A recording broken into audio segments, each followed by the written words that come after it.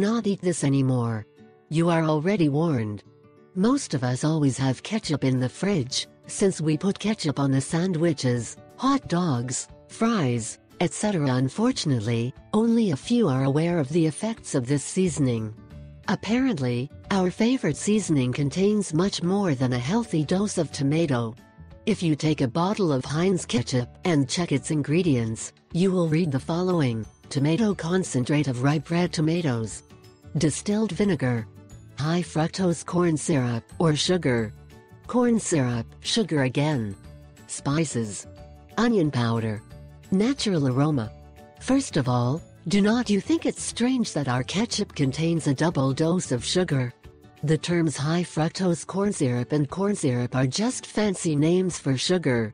In addition, the law requires that the ingredients are listed according to their quantity, that is, the weight, in the product, from the highest to the lowest. However, if we combine the amounts of corn syrup and high fructose corn syrup, we can easily see that sugar should be the second on the list. This made Mr. East Coastman do a little experiment that gave amazing effects.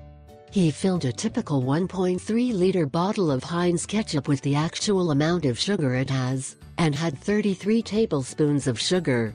In addition, 2 tablespoons of this ketchup contain 2 teaspoons of sugar, which is enough, especially considering the recommended dose of 6 teaspoons daily for women, by the American Heart Association.